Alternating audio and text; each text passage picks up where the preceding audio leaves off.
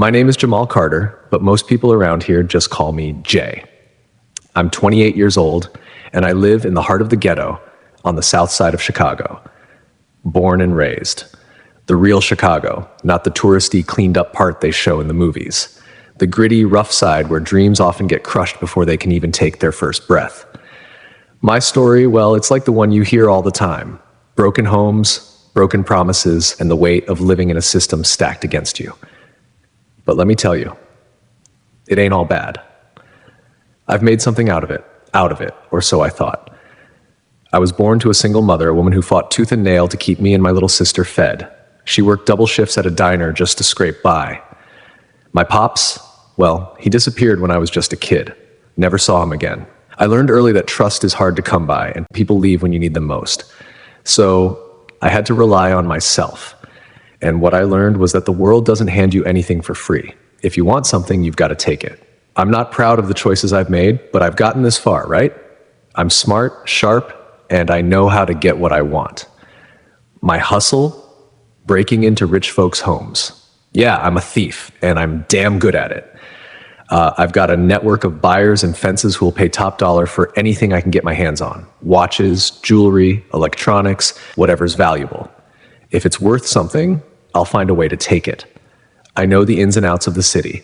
I know when people are home, when they're away, and when to make my move. It's like a game of chess, except the stakes are much higher. Every night I move with precision, calculating every step, every decision. It's the adrenaline, the rush, that keeps me going. But it's also the only way I've known to survive. I live in a small, rundown apartment with my little sister, Tasha. She's 22, and the world hasn't been kind to her either. She works at a nail salon, but it's hard for her to make ends meet. I've tried to look out for her, make sure she's taken care of, but I know I'm not exactly setting the best example for her. She thinks I'm out here making money in legitimate ways, but the truth is, she's never asked where I get it from, and I'm not about to tell her. I can't break her heart like that. My friends? I don't have many. People don't trust you when you're in my line of work. And who could blame them? The ones I do have are the ones who get it. They don't ask questions. We all share the same reality, the same struggle. Out here, you either survive or get eaten alive. And survival, well, that's the name of the game. Now, don't get it twisted.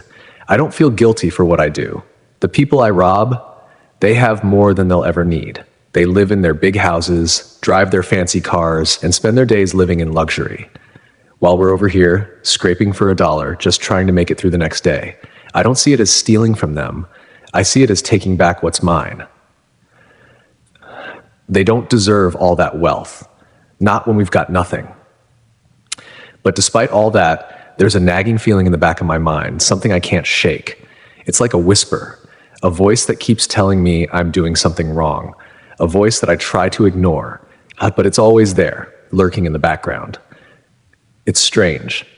I mean, I'm a man who's seen it all, done it all, and yet there's this quiet doubt that haunts me. It's like I'm missing something important, but I don't know what it is. I tell myself, I don't need to care. That voice is just the result of all the religious crap people feed you growing up. The Bible, church, prayer, none of that ever made sense to me. People say things like, God will provide. But where was God when I was starving as a kid? Where was God when I saw my mother working herself to the bone trying to keep us afloat? No, I don't buy it. I don't need faith. I need cash. And that's what I'm getting, and that's all I care about. I'm living the life I've always dreamed of. I've got the money, the cars, the power. I'm untouchable. Or so I thought. But that all changed one night.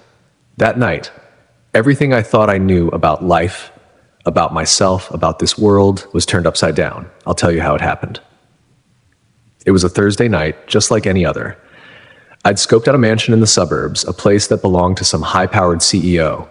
Big house, private security, the whole 9 yards.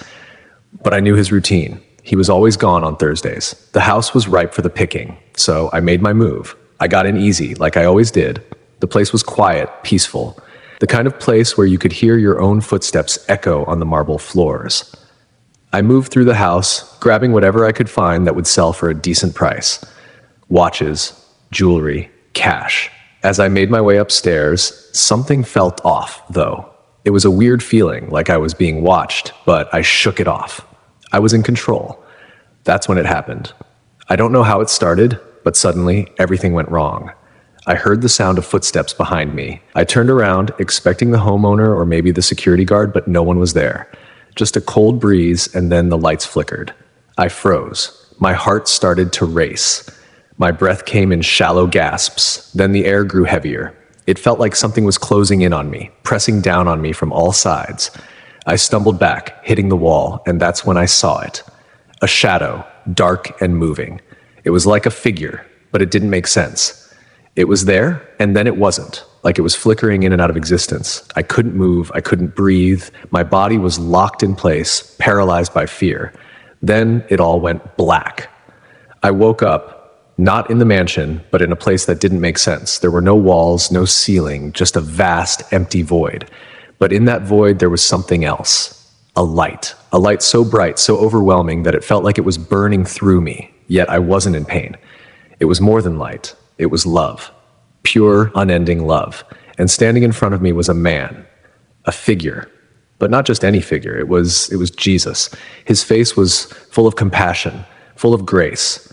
I couldn't speak, I couldn't move, I could only stare. Then he spoke. Jamal, he said, his voice calm but powerful, you are not where you think you are. I didn't understand. I wanted to say something, but the words wouldn't come. How did he know my name? How did he know who I was? He smiled, a smile that made me feel at peace in a way I'd never felt before. I've seen the path you walk, he said, but there is another way, a better way, a way of love, of grace, of redemption. I wanted to argue. I wanted to say that I didn't need redemption. I didn't need his love. I was fine. But the words wouldn't come. All I could do was stand there in awe as I felt my whole life being laid bare before me. All the choices I had made, all the people I had hurt, all the lies I had told, they were all there right in front of me. And that's when it hit me. I had been running my whole life, chasing after things I thought would make me happy, make me whole. But none of it mattered. None of it was enough. Look around you, Jesus said. Do you see the path you're on? Do you see where it leads? I looked around and suddenly I saw it. A vision of my life stretching out before me.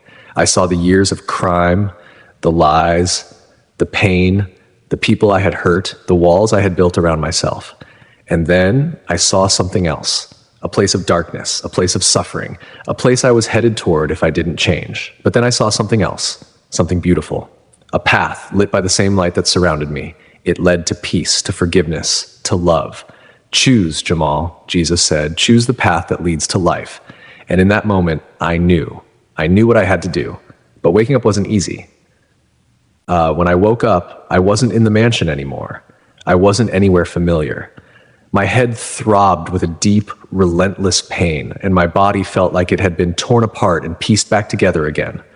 I was lying on the cold marble floor of the mansion, the one I'd been robbing just moments before. But everything had changed. I could still feel the weight of that light, the warmth of Jesus' presence burning inside me like an ember that wouldn't go out. The pain in my head, it didn't matter. I was alive, and in that moment I realized how much more it meant to be alive than I ever had before. But the world I came back to didn't feel the same. I looked around, confused, trying to piece together what had just happened. Was it real? Was I dreaming? The mansion was still there, as cold and empty as before. I stood up shakily, trying to steady myself, but everything felt off. My hands trembled. My heart pounded in my chest. Jamal, get it together. I muttered under my breath, trying to shake off the weirdness that clung to me like a heavy fog. I had been in the ghetto my whole life. I knew how to handle myself, but nothing prepared me for what I was feeling now. The sharpness of the world, the harshness that I had learned to live with, no longer felt right. The anger, the hunger, the bitterness, it all seemed so small now, so insignificant, like a bad dream that didn't belong in this new world I was seeing. I picked up my bag, the one filled with stolen goods, my prizes.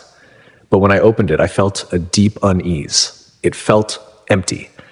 Not because of the missing stuff, but because of something deeper. Something I couldn't quite put into words. I stood there, frozen in the grand hallway of the mansion, suddenly unsure about everything I had ever done. The moment was broken when I heard the sound of sirens in the distance. It was time to get out. I didn't need to be here anymore. I needed to leave. But no matter how fast I ran, no matter how far I tried to distance myself from the reality of what had just happened, I knew that I was changed, and I had no idea how to go back. The next few days were a blur. I spent most of it holed up in my apartment, wrestling with what I had seen and felt. It was like I was walking around in a fog, trying to hold on to something that didn't make sense. There were moments when I tried to convince myself that it had all been a hallucination, that I had just cracked under the pressure of my life. But deep down, I knew the truth. I had seen something real, something that challenged everything I thought I knew. Tasha noticed I was off, but she didn't press me. She could tell something had changed in me, but she didn't know why. I guess I didn't even know how to tell her. How do you explain a spiritual awakening to someone who has never experienced anything like it? How do you explain to your younger sister, who looks up to you like you're some kind of hero, that everything you've ever done has been wrong? How do you tell her that you're not sure who you are anymore? For the first time in a long time, I didn't feel like the man in control. I felt lost. And that feeling, it scared the hell out of me. I tried to shake it off. I went out again, back into the streets, back into my old rhythm. I pulled off a few more jobs, but each time it felt like I was going through the motions. The thrill, the rush, the power, it wasn't the same anymore. It was like I was going through the motions of being the man I used to be, but I wasn't that man anymore. That part of me had died, or maybe it was just buried deep inside, struggling to get out. It wasn't just the stealing. It was the whole life I had built around it. The lies, the deceit, the manipulation, it all felt so hollow. The weight of it was starting to crush me, and no matter how much I tried to ignore it, it followed me everywhere I went. And then there were the dreams, or rather, the visions. Every night, I'd close my eyes and find myself back in that place. The light, Jesus, his voice, his warning, his love. It was all still there, haunting me, calling me. But I didn't know what to do with it. I didn't know how to make sense of it. How could I? Everything in my life had been a lie. How could I trust this new thing, this new path that was being laid before me? That's when I realized something. I was scared. I was scared because for the first time in my life, I didn't have control. I had always been the one making the moves, calling the shots. But now I was lost, caught in something bigger than myself, something I didn't understand. I didn't know what to do. I didn't know how to change. And if I'm being honest, I wasn't sure I even wanted to change. The world I had built, my hustle, my money, my reputation, it was all I had ever known. How could I walk away from that? How could I turn my back on everything that had kept me alive? The days turned into weeks, and the pressure mounted. The visions came more frequently, the whispers from the past more insistent. I couldn't escape them. I couldn't escape the truth. One night, I found myself standing on the edge of the city, looking down at the sprawling lights below. I wasn't sure what I was doing, but I knew I had to make a choice. I couldn't keep running from what I had seen. I couldn't keep ignoring the truth. But making that choice, it felt impossible. I closed my eyes, taking in a deep breath, and then, for the first time in weeks, I prayed. It wasn't some grand prayer. It wasn't a show.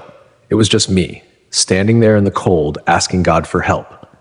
God, I said, my voice shaky, I don't know what to do. I don't know what's real.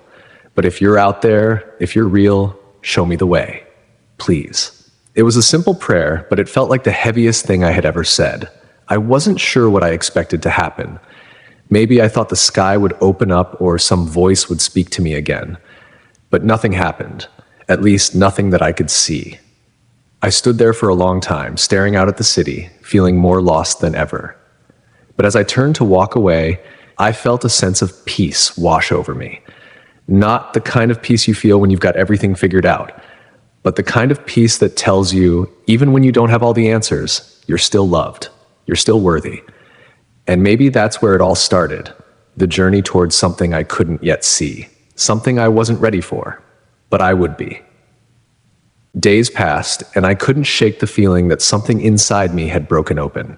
I kept telling myself it was just a phase, that the visions would fade, that I could go back to the life I knew. But every time I tried to step back into the old rhythm, every time I went out on another job, I felt it, the disconnect, the gnawing emptiness. It was like trying to fit a square peg into a round hole, and it just didn't work anymore. I had always prided myself on being smart, on being the one who could outsmart the system, outthink the cops, play the game better than anyone else. I knew how to move in the shadows, how to hide in plain sight. But this was something I couldn't outsmart. There was no trick, no escape route, no plan that could fix it. The truth was, I was out of my depth. Tasha noticed. She always noticed, and for the first time in a long time, I found myself not wanting to hide the truth from her. She was my little sister, the one person who had always looked up to me, the one person who believed in me. But how could I explain this? How could I tell her that everything I had done, everything I had fought for, was wrong? How could I tell her that I was starting to believe in something I couldn't even explain? I remember one evening after dinner when Tasha came into my room, her eyes filled with concern. "Jamal, what's going on with you?" "You're not the same," she said, her voice soft but persistent. I sat on the edge of the bed, my hands clasped in my lap, unsure of how to answer her. I didn't know what to say. How do you explain to someone that you've had a brush with something bigger than yourself? That you've seen the truth and it's shaken you to your core? I started, but the words felt stuck in my throat. "I don't know, Tasha. I don't know what's going on with me. Everything feels off, like I'm not even me anymore." She didn't push, but I could see the worry in her eyes. She wasn't sure what I was talking about, but she knew something was wrong. "You can talk to me, you know that, right? You don't have to keep it all inside," she said, her voice gentle, but I could hear the vulnerability in it. I wanted to tell her everything. I wanted to pour it all out, how I'd seen Jesus, how I'd felt that overwhelming love and peace, how it had shaken me to my core, but I couldn't. I couldn't find the words, and even if I did, I wasn't sure she would understand. "Yeah," I said quietly. "I know, but it's just, I don't know where to start. Everything feels so messed up right now." She nodded, giving me a small smile, but I could see she wasn't convinced. Still, she didn't push. She just sat there with me, her presence offering some small comfort. That night I lay in bed, staring at the ceiling. The room was quiet, the only sound the occasional hum of the street outside. My mind was racing, but all I could think about was that moment in the mansion. That moment when I had felt the presence of Jesus. It felt so real, so tangible.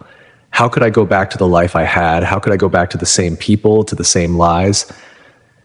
But the other part of me, the part that had built my life in the streets, the part that had survived by my wits and my hustle, didn't want to let go. It didn't want to surrender. It didn't want to change. I had fought for everything I had. I had clawed my way to the top, and now I was supposed to just walk away from it? It wasn't that easy. I didn't know how to reconcile these two sides of myself. The man who had been living in darkness and the man who had seen the light. I didn't know how to fit them together. The old me was still there, still strong, still pushing me to keep doing what I'd always done.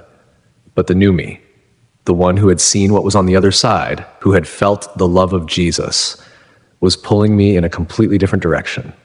I didn't know which side would win, and that scared me. The weeks that followed were a blur of confusion. I kept doing the same things, trying to get back into my old routine, but it never felt the same. Every time I tried to steal, every time I pulled off another job, the thrill wasn't there. The rush was gone. Instead, all I felt was emptiness, as if the whole world was slowly slipping away from me. I tried to bury the feelings, tried to drown them in more crime, in more violence, but it didn't work. It couldn't. The more I tried to ignore what I had experienced, the more the guilt grew. The visions kept coming, the light, the love, the presence, and I could feel Jesus' voice inside me whispering, calling me. But I didn't know how to answer. How could I? My whole life had been built on lies and deceit. How could I suddenly walk away from it all? And then one day, I got a call. It was the cops. Apparently, the mansion I had been robbing had been bugged, and the owners were looking for whoever had been breaking in. They were offering a reward for any information leading to my arrest. It was a trap, and I knew it. They were closing in on me, and there was no way out. For the first time in my life, I was scared. Scared for my freedom, scared for my life. I couldn't keep running anymore. I couldn't keep pretending everything was okay. I had to make a choice, a real one. And I knew it wasn't just about me anymore. It was about something bigger, something I had to face, no matter how much I wanted to run. I grabbed my bag, the one with the stolen goods, and walked out of my apartment, feeling the weight of the decision I had to make pressing down on me. My old life was chasing me, but so was something new. Something I couldn't ignore. I didn't know what would happen next, but I knew one thing. I couldn't go back. Not anymore. As I walked down the dark street, I made a decision. The next time I encountered Jesus, I would ask him what to do. I would let him lead me. I didn't know how it would all work out, but for the first time in a long time, I felt like I had a choice. A real choice. And that gave me a glimmer of hope. But deep down, I knew it wasn't going to be easy. The hardest part was still ahead of me. I spent the next few days in a kind of daze, moving through the motions of life, but not really living it. The same old streets, the same familiar faces, the same cold concrete beneath my feet. But everything felt different now. I wasn't who I used to be, but I wasn't sure who I was becoming either. I was stuck in this limbo, like a ghost haunting my own life, unsure of what to do next, where to go, or even if I should keep going. Tasha could see it. She always could. And though she didn't know the details, I could see the worry in her eyes whenever she looked at me. She didn't ask questions, but I knew she was waiting for me to do something, to make a decision, to either move forward or turn back. But how could I make a decision when I didn't even know where to begin? I thought about what Jesus had shown me in that moment of clarity. The love, the peace, the light. How could I reconcile that with the life I had lived? How could I just walk away from everything I had known? The streets weren't kind, but they were familiar. I had built a reputation, a name for myself. I had earned respect, even fear, from people who didn't trust anyone. The streets were a dangerous game, but it was the only game I had ever known. Yet now, I found myself questioning everything I had ever done. Was it worth it? Was it worth the lies, the stolen moments, the betrayal, the constant looking over my shoulder? I knew it wasn't. Deep down, I knew it wasn't. But letting go of that life, giving it all up, meant giving up everything I had fought for. It meant facing a future that I had no idea how to navigate. I remember walking through the neighborhood late one night, trying to clear my head. The city was quiet, but the silence felt heavy, like a weight pressing down on me. I passed the same corner I had stood on so many times, the one where I used to do business, the one where I used to make my deals. But this time, it felt different. It didn't feel like home anymore. "Yo, Jamal," a voice called out from the shadows. It was Reggie, a guy I used to run with. He was leaning against a car, looking me over like he was trying to figure out what was going on with me. "What's up?" I asked, trying to keep my voice casual, but I knew I wasn't fooling anyone. Reggie eyed me, his gaze sharp, almost too sharp. "You've been acting different, man." "Right, you all right?" I didn't know how to answer him. The old Jamal would have just lied, put on a tough face, and brushed it off. But the truth was, I wasn't all right. I wasn't even close. "Yeah, just thinking," I muttered, my hands shoved in my pockets. I didn't know why I even bothered. Reggie wasn't someone I could talk to about this. No one in this world was. They wouldn't get it. And I didn't think I was ready to explain it, even if they could. Reggie didn't push it. Instead, he grunted and pulled something from his pocket, an envelope with cash. "Listen, we've got a big job coming up. You in or not?" For a moment, I stood there, the weight of the decision pressing on me. The old me, the one who had built his life on this game, the one who knew exactly what to do, would have snatched that envelope without thinking twice. But the new me, the one who had seen the truth, who had felt the presence of Jesus, couldn't ignore the voice inside me telling me to walk away. I shook my head slowly. "Nah, Reggie, I'm done." Reggie looked at me like I had just told him I was going to the moon. "What do you mean you're done? You don't just walk away from this. You can't." But I could. I knew I could. It wouldn't be easy, but I could. The question was, would I? Could I leave all this behind? Could I walk away from the life I had known, from the people I had known, from the only world I had ever been a part of? "I'm done," I said again, more firmly this time. "You should too." Reggie scoffed and walked off without another word, but I could see the confusion in his eyes. He didn't understand, and I didn't expect him to. No one from my old life would. I stood there for a moment, the cold air biting at my skin, the weight of the decision heavy on my chest. It wasn't just about walking away from Reggie or the streets. It was about walking away from everything I'd ever believed in. And that was the hardest part. The next day, I couldn't stay in the apartment any longer. I needed to get out. I needed to figure out what to do next. So I drove aimlessly, letting the road take me wherever it wanted. My mind was still racing, still trying to make sense of everything. The visions, the dreams, the presence of Jesus, everything was so overwhelming. I had no idea what it all meant or how to apply it to my life. I ended up at a park, one I used to go to when I was a kid. The swings were still there, rusty but familiar. I sat on one, the cool metal pressing against my skin, and I just stared at the sky. For the first time in a long time, I felt alone. Not lonely, but alone, as if I was in between two worlds and didn't belong in either. I closed my eyes, trying to clear my head, but the voices started again. Jesus. His voice, calm and reassuring, but also filled with a kind of sadness. He was telling me something, but I couldn't quite hear it. And then, just like that, I was back. Back in that strange, surreal place. The light was blinding, but there was a peace in it, a peace that washed over me like a tide. I knew this place now. I wasn't afraid anymore. I was here to listen, to learn, to understand. I looked around and saw him again, standing before me, his presence overwhelming, his love all-encompassing. He reached out, not in anger, not in judgment, but with an invitation. Jamal, he said, his voice so gentle, so full of compassion. You've seen the truth, you know the way, but you must make the choice. Will you follow? I stood there, frozen. The choice was before me. The choice was always before me, but now it felt different. It was no longer an option. It was a calling. And for the first time, I knew what I had to do. When I opened my eyes again, I was back in the park, the sounds of the world rushing in around me. I sat there, shaking, trying to make sense of what had just happened. But deep down, I knew the decision had been made. The path ahead wouldn't be easy. It would be the hardest thing I had ever done, but I was no longer afraid. The light had shown me the way, and now I was ready to walk it. But the real battle was only just beginning. The days after my encounter felt like a blur. I tried to go back to my routine, but nothing felt the same. The streets, the noise, the faces, I couldn't look at them the same way. It was like I was living in a different world, a world where none of it mattered anymore. I kept hearing Jesus' voice in my head, "Will you follow?"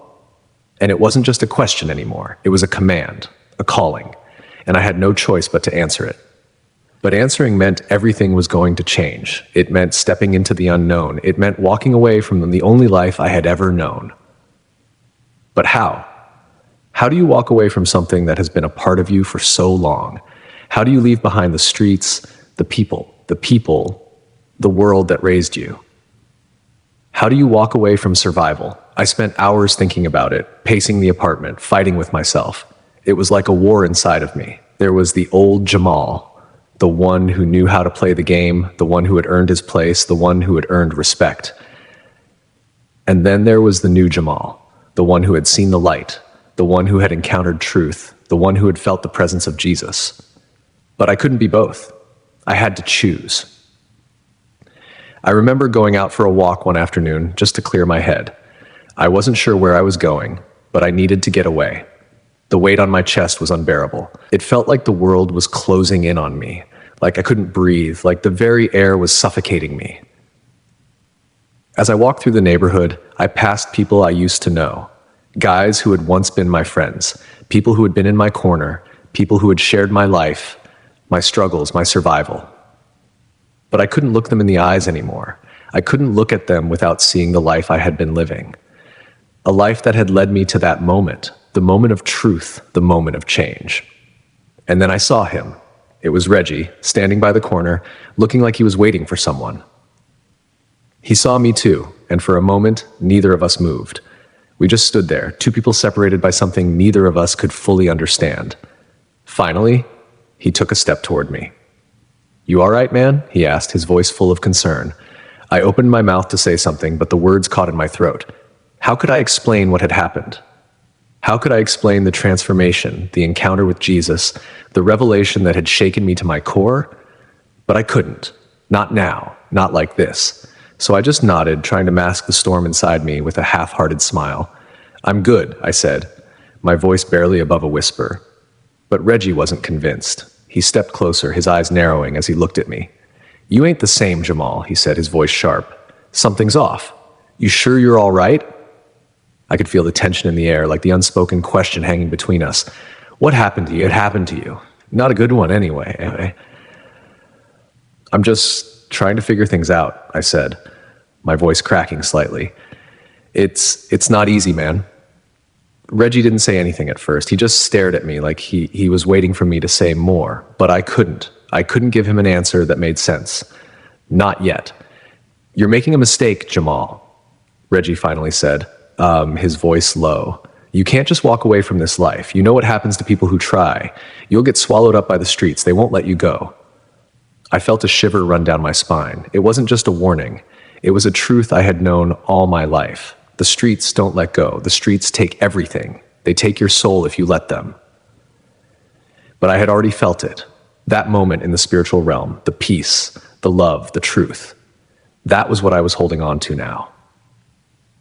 And no matter what Reggie or anyone else said, nothing could take that away from me. "I'm not making a mistake, Reggie," I said, my voice steady now. "I'm choosing something better." He shook his head, looking at me like I had lost my mind. "You don't get it, do you? This is who you are. This is what you're good at. This is all you have." "I've got something better now," I said, my heart pounding in my chest.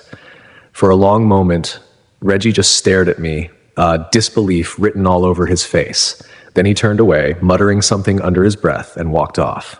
I watched him disappear into the distance, my chest tight with emotion. I knew what I had to do. I had to leave.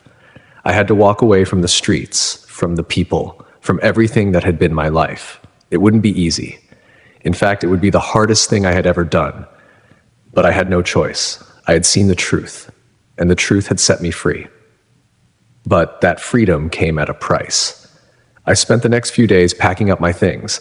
It wasn't much, just a few clothes, some old records, a broken down TV, but it felt like I was leaving a part of myself behind, a part that had once been everything to me, the struggle, the survival, the fight for respect.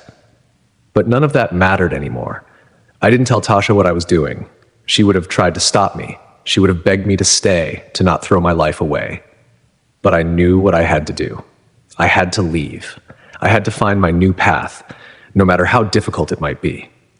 And so I walked away. I left the apartment, the streets, the life I had built behind me, and for the first time in my life, I felt free. Not free from the law or from the people I used to run with, but free from the chains of my own past. As I stepped out into the world, I didn't know what the future held. I didn't know where I was going or how I would get there. But I knew this much. I was no longer alone. I had Jesus with me. And that had chosen a new path. I had chosen a new path. And though it would be filled with struggle and uncertainty, it was the only path worth walking. Because now I wasn't just living for survival, I was living for something greater. And that made all the difference. The weeks that followed felt like a constant battle between two worlds, one foot in the old life and one in the new. Every step I took in this unfamiliar terrain, this path I had chosen, felt like a test. I had left the streets, but the streets hadn't left me. It wasn't just about physical space, it was about the mental and emotional tug-of-war I felt every day. I had no idea how to navigate this new life.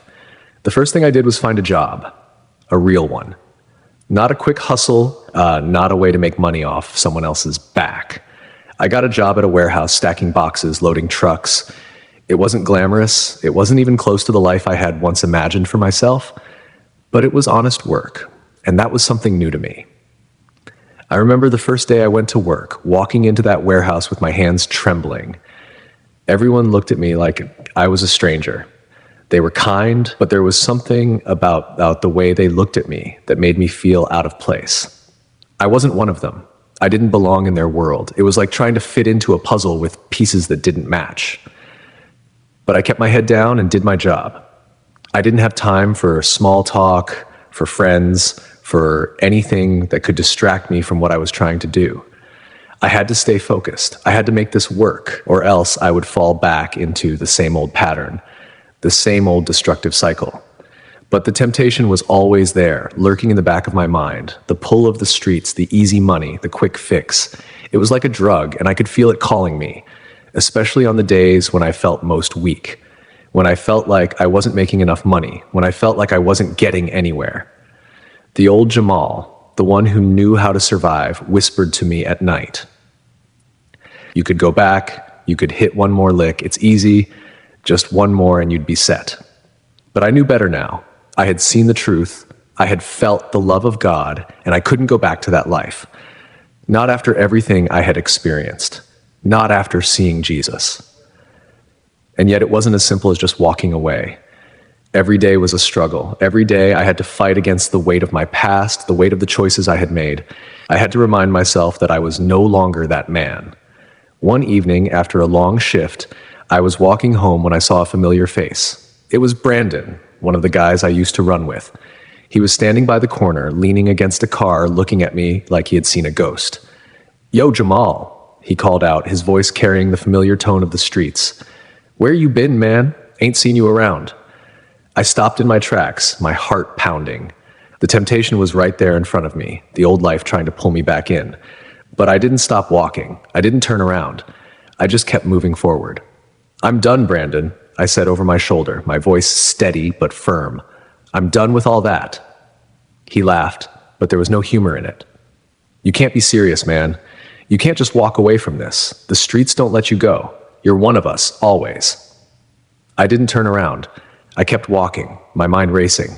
I didn't know if I had made the right choice, if I was strong enough to follow through, but in that moment, I felt something deeper inside me, something stronger than the fear, something that reminded me I wasn't alone, that I had made a choice that was changing me, even if it didn't feel like it yet. And then, a few days later, my old life came knocking on my door. It was late at night, and I had just gotten home from work when there was a knock at the door. I opened it to find Tasha standing there, her eyes red from crying, her face drawn with worry. "Jamal," she said, her voice trembling, I don't know what to do. It's Reggie. He's in trouble. He's gone too far this time." My heart sank. I hadn't heard from Reggie since that day in the street. I didn't know what had happened to him. But I knew one thing. Whatever he had gotten himself into, it wasn't good. "What happened?" I asked, my voice tight. "He's in deep, Jamal," she said. "Nat, the guys are coming after him. They've got him cornered, and they're not letting him out. He needs you. He trusts you." I didn't know what to say. The streets don't just let you go. I had seen that firsthand. I knew what could happen to someone who tried to leave, who tried to walk away, and I knew Reggie wasn't going to make it out on his own, not without help. I stood there in the doorway, torn between two worlds. The man I used to be, the man who would have gone in, guns blazing, saving his friend from whatever mess he had gotten into, and the man I was trying to be, the man who had found something better, who had found peace in Jesus, who knew that violence and revenge weren't the answers. But it wasn't just about Reggie. It was about me. It was about who I was becoming. "I can't go back, Tasha," I said, my voice barely above a whisper. I can't save him the way we used to save each other. I can't go back to that life." Tasha's eyes filled with tears. "You can't just leave him out there. You can't just walk away from your people." "I'm not walking away from him," I said. "But I can't go back to that world. I've seen something different now, Tasha. Something real. And I can't let it go. I can't." She stared at me for a long time, her face a mix of disbelief and hurt. Finally, she shook her head and stepped away. "I don't know who you are anymore," she said, her voice breaking. "But if you won't help him, then I can't help you." And with that, she turned and walked away. In that moment, I felt a deep ache in my chest. I knew I had lost something important. I had lost her. But I also knew that what I was choosing was bigger than anything I had ever known. It was bigger than Reggie, bigger than the streets, bigger than the life I had left behind. It was the truth I had seen in that spiritual realm, the truth I had felt in my soul, and I had to follow it. The road ahead was uncertain. I didn't know what was going to happen next, but I knew this. I had to keep walking forward, no matter how hard it got, because Jesus had called me, and I wasn't about to turn back. The days that followed Tasha's departure were some of the loneliest I'd ever known. Every part of me longed for the camaraderie of the old life, the sense of belonging, of loyalty, of knowing that no matter what, you had someone watching your back. But I had crossed a line, and there was no going back. I had made my choice, and it was one I had to live with, for better or for worse. I couldn't sleep much at night. The guilt gnawed at me. I knew I had made the right decision, but it didn't feel right. Not when Reggie was out there, trapped in the mess he had gotten himself into. Not when I knew I could have done something to help him. But I also knew that if I went back, if I gave in to the temptation to save him in the way I used to, I would be losing myself. Again. I couldn't afford that. One evening, I decided to take a walk. The streets of my neighborhood were familiar, but they didn't feel like home anymore. The sounds of the city, the honking horns, the distant shouts, the sirens, had once been the soundtrack of my life, but now they felt alien. I had changed. And in some ways, the world around me had changed too. I stopped by the church again, the one where I had found my moment of clarity. The door was open as it always was, and I stepped inside. The quiet was overwhelming. The darkness of the night outside felt far removed from the peace I felt in here. I walked toward the altar, kneeling down on the cold stone floor. I didn't know how to pray. I didn't know the right words, but I didn't need to. I just needed to speak to God, to pour out everything that was inside of me. God, I whispered, my voice trembling.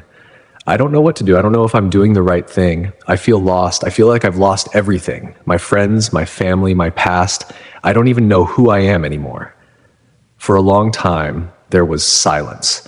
I sat there feeling small, feeling insignificant, questioning everything. Then, in the stillness, I felt a warmth, like a hand on my shoulder, a voice in my heart that wasn't mine. "You are not lost, my beloved child," the voice said, gentle yet firm. "You are exactly where you need to be." I closed my eyes, tears welling up. The weight I had been carrying, the burden of guilt, the fear of losing everything began to lift. It wasn't gone, not completely, but it was lighter. I had made the right choice. I was on the right path. Even though it was hard, even though it hurt, I was walking towards something better. And then I remembered something I'd heard in church, something that had always stuck with me. He who is forgiven much loves much. I had been forgiven for everything. The mistakes, the wrongs, the hurt I had caused. And in that moment, I understood that forgiveness wasn't just something to be received, it was something to be shared. It was a gift to be given to others, just as I had been given it. I had been so focused on my own guilt, on my own pain, that I had forgotten the power of grace. It wasn't just for me, it was for everyone, even for Reggie, even for Tasha, even for the people I had hurt, the lives I had stolen from, the communities I had torn apart. The realization hit me like a wave. I had to make things right, not in the way I thought I could, by going back to the old life, but in a new way, by choosing love, by choosing peace, by choosing to live in the truth I had discovered. I stood up, feeling a new sense of purpose. I didn't know how I was going to fix the mess I had left behind, but I knew I had to try. I wasn't going to be able to fix everything, but I could start by showing love to the people around me, by forgiving those who had wronged me, by asking for forgiveness for the wrongs I had done. I walked out of the church that night with a heavy heart, but also with a sense of clarity that I had never felt before. I had a purpose now, a true purpose, and it was no longer about money, about power, about respect. It was about something bigger. The next morning, I went to work with a new attitude. I had always been a quiet guy, keeping to myself, but now I started to talk to people. I started to open up. I had been given a second chance, and I was going to make the most of it. As the weeks went by, I began to reach out to the people I had left behind. I called Reggie. He didn't answer at first, but I kept trying. When he finally picked up, his voice was rough, but there was a hint of relief in it. "Jamal?" he asked, sounding surprised. "What's up, man? Where you been?" "I've been trying to figure some things out," I told him. "But I'm here now, and I want to help. I want to get you out of this, Reggie. Not the way we used to do it, but the right way, the real way." There was a long silence on the other end of the line. Finally, Reggie spoke. "You're serious, huh? You're really done with all that?" "I'm done, man," I said, my voice steady. "But I'm not done helping you.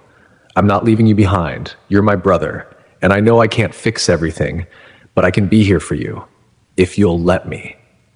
It wasn't easy, and it didn't happen overnight, but Reggie slowly started to turn his life around.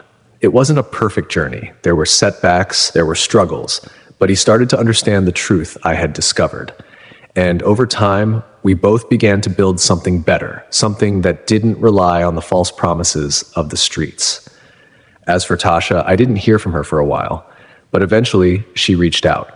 Her voice was softer when we spoke, but there was still a distance between us.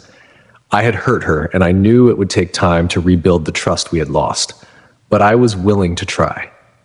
"I don't know if I can forgive you, Jamal," she said one night, "but I'm willing to listen, to hear what you have to say." "I don't expect you to forgive me right away," I told her, "but I'm here, and I'm not going anywhere. I found something better, Tasha, something real, and I want to share it with you."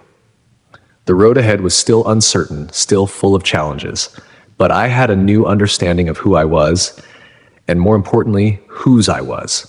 I had found peace. I had found purpose. I had found a new beginning, and no matter what came next, I knew I wasn't alone anymore.